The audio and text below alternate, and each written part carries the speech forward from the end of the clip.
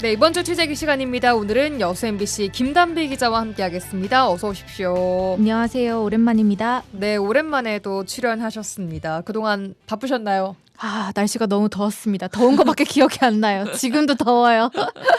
아니, 입추 지나고 조금 풀리나 했는데 다시 또 더워져서. 네, 처서가 다가오는데도 무더위가 꺾일 줄 모르는 것 같아요. 그래도 뭐 처서 매직 이런 게 있으니까 좀 기대를 해보시죠.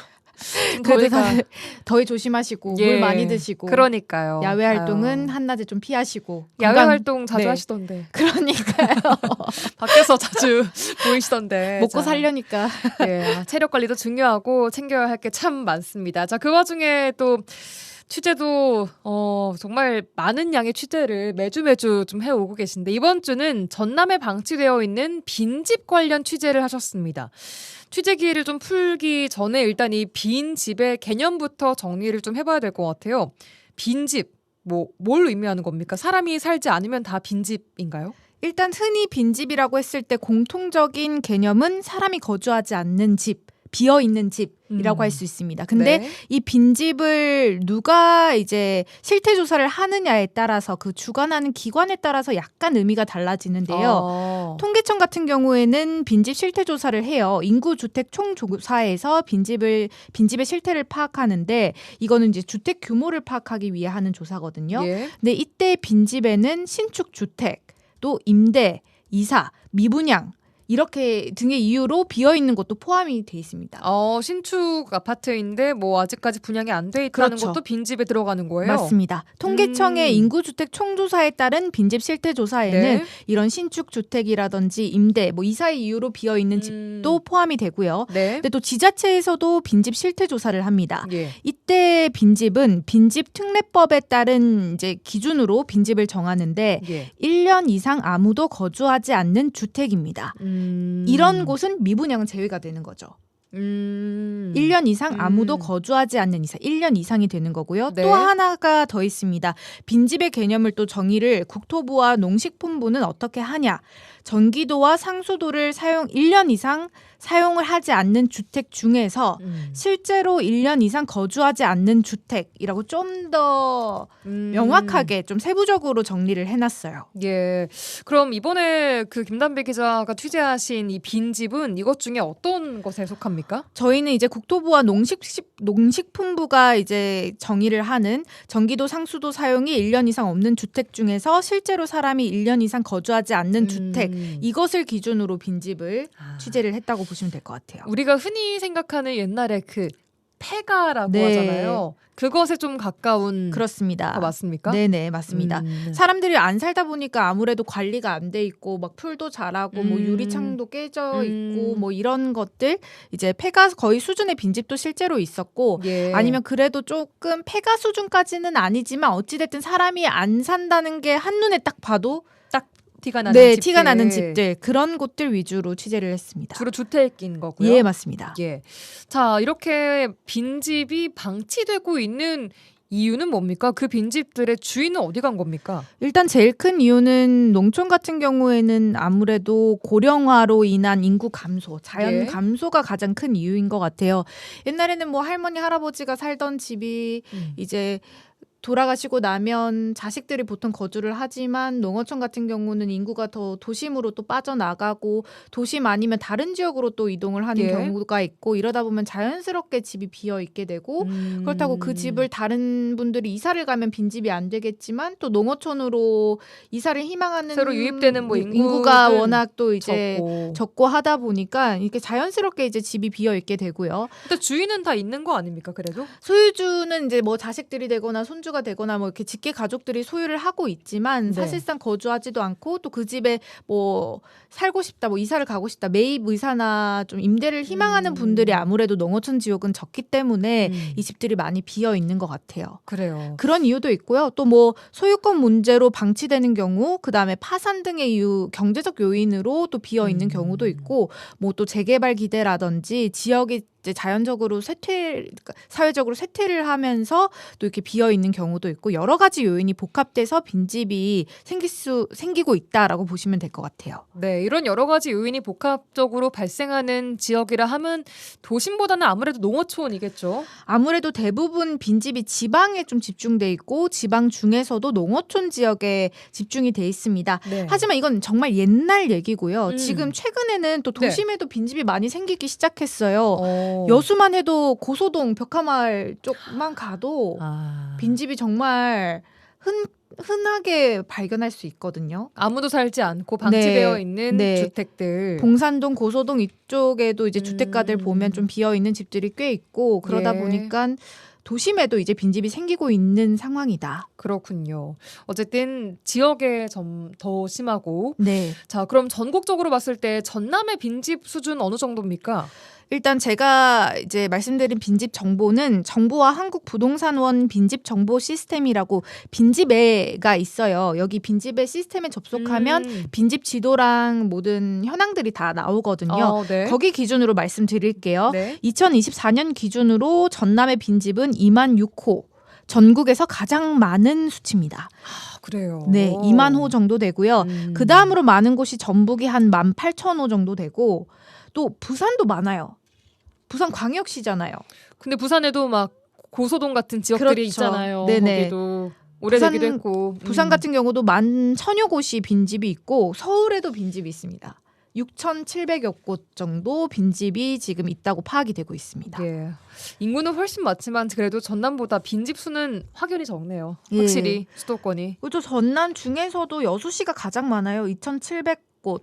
아, 그래요? 네, 여수시가 가장 많고요. 그다음에 목포, 순천, 고흥, 보성 뭐 이런 지역도 1,000곳 이상 빈집이 있습니다. 그렇군요. 아무래도 이렇게 빈집들이 방치되어 있으면 음산하기도 하고 좀 범죄에 악용될 소지도 있고 주민들의 그 주거 환경에 부정적인 영향을 줄 수밖에 없을 텐데요. 맞습니다. 그 빈집들이 방치돼 있고 또 이런 것들이 늘어나다 보면 단순 미관의 문제를 넘어서 지역 생존의 문제와도 연결된다고 생각이 들거든요. 생존까지. 그렇죠. 빈집이 뭐 한두 곳이었다가 점점 이제 마을 사람들 떠나고 그 지역 자체가 그 마을 자체가 비어버리면 지역 공동체가 해체될 수 있는 거고 그러다 보면 지역 도심 이제 그 마을 자체가 쇠퇴할 수도 있는 부분이고요. 예. 물론 말씀하신 것처럼 우범지대와는 당연한 문제이고 좀 더 시간이 정말 지나다 보면 아예 마을 자체 지역이 소멸된다고 얘기를 하잖아요. 그런 것들도 당연히 빈집과 연결돼 있다고 생각을 합니다.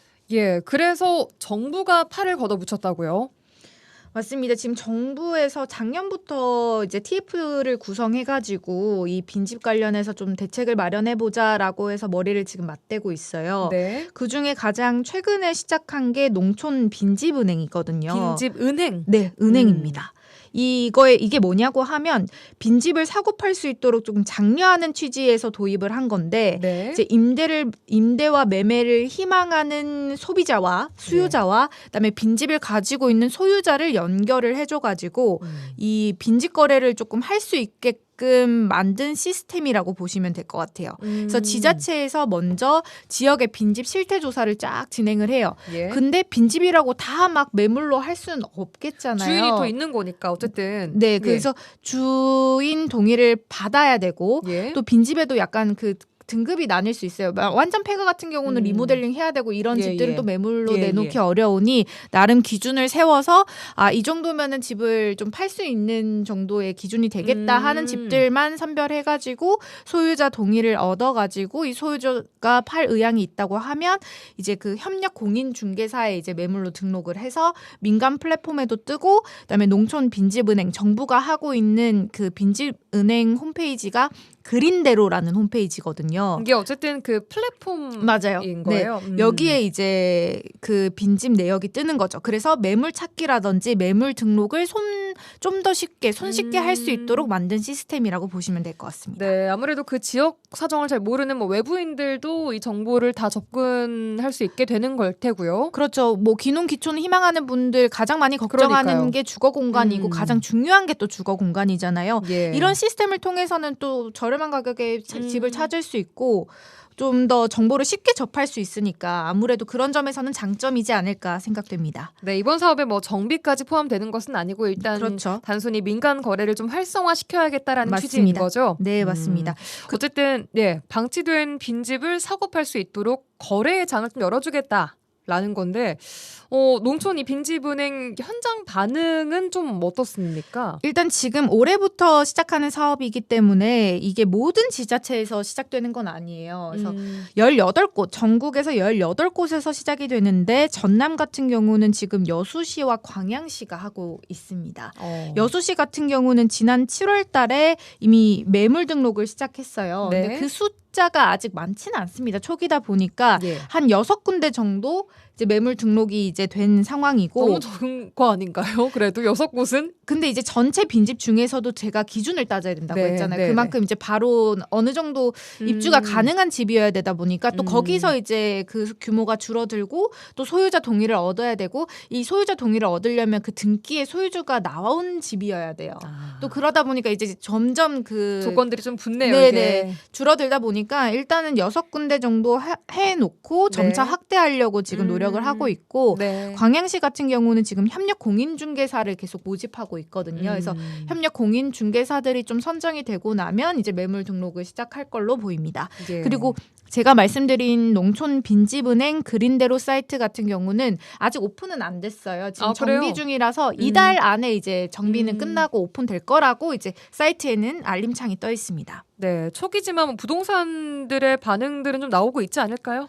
그래도 이거를 맨 처음 한다고 이제 지자체에서 보도자료를 내고 좀 홍보가 됐을 때 그 빈집을 구매하고 싶은 분들이 전화를 또 좀 했다고 하더라고요. 관심들이 좀 네네. 있으시네요, 그래도. 네, 이제 팔려고 했던 분들도 이제 관심이 있고 살려고 했던 분들도 관심이 있지만 좀 이제 문제는 아무래도 소유권을 가진 분들이 다른 지역에 거주를 하고 있거나 또 나이 드신 분들 같은 경우는 또 이런 시스템을 잘 모를 수 있다 보니까 아직까지 좀 많이 확산은 안 된 것 같아요. 이 대책에 대해서, 이 정책에 대해서 확산은 안 된 것 같은데 어찌됐든 관심을 가진 분들도 꽤 있었고 그다음에 부동산 같은 경우도 협력 공인중개사를 모집한다고 말씀드렸잖아요. 네네. 이분들한테는 지자체에서 50만 원의 지원금을 또 줍니다. 거래가 체결될 때. 네네네. 거래건별로? 그렇죠. 오. 이제 빈집 거래를 활성화하자는 취지에서 이제 공인중개사에서 50만 원을 이제 별도로 또 지원을 한다고 합니다. 그렇군요. 네네. 좋습니다. 자, 그럼 이번 농촌 빈집은행 사실 이것은 뭐 빈집을 다시 뭘로 재활용한다거나 그런 것은 아니고 뭐 거래를 시켜준다라는 것의 취지일 텐데 맞습니다. 정부나 지자체 차원에서 특별법 지원과 같은 뭐 빈집을 살리고 더 활용하기 위한 다른 노력들도 꾸준히 나오고 있잖아요. 네, 맞습니다. 뭐 TF 구성을 했다 말씀드렸고요. 지금 이제 국회에 올라와 있는 게 뭐냐면 농어촌 빈집 정비 특별법, 빈 건축물 정비 특별법, 이 특별법에 대한 내용이 지금 국회에 발의가 된 상태인데요. 예. 이게 뭐냐? 간략하게 설명을 드리자면 지금 도시냐 농어촌에 따라 그러니까 농어촌이냐에 따라서 빈집을 관리하는 주체가 지금 나눠져 있어요. 그러니까 일원화가 안 돼 있어요. 그래요. 네, 그러니까 관련 부서가 다른 거죠. 농식품부가 관리하는 빈집이 있고 국토부가 관리하는 빈집이 있고 이게 근데 도시냐 농어촌에 따라서 이원화가 돼 있다 보니까 이거를 일단 일원화하자. 예. 그래서 적용받는 기준을 함께 만들자라는 취지의 법이 이제 제가 말씀드린 특별법이고요. 예. 그래서 빈집 관리를 일원화하고 그다음에 또 그 외에 특별법 제정 외에 국가 차원의 지원을 좀 확대하자. 국가 차원의 지원이 뭐냐고 하면 지방 소멸 대응 기금 이런 거 있잖아요. 예. 정부에서 이제 지자체별로 이제 나눠주는 그 기금으로 빈집을 뭐 정비하거나 빈집을 활용할 수 있도록 방안을 마련하자. 또 고향사랑 기부제로도 빈집을 할 수 있는 뭐 그런 제도적인 것들을 만들자. 지금 이런 노력들을 계속해서 하고 있습니다. 네, 알겠습니다. 자, 어쨌든 빈집이 사유재산의 영역이긴 한데 이렇게 관이 주도하는 정책들 전망은 어떻다고 보십니까?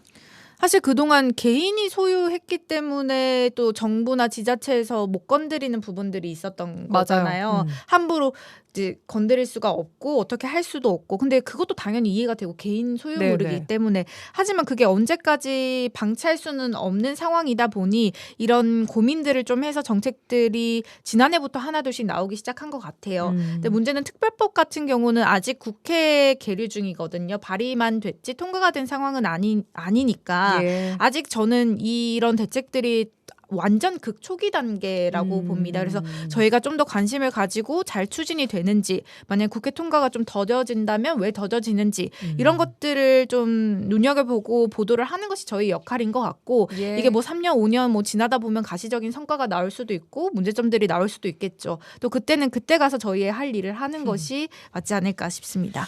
예, 알겠습니다. 오늘 여기까지 듣겠습니다. 여수 MBC 김단비 기자와 함께했습니다. 고맙습니다. 감사합니다.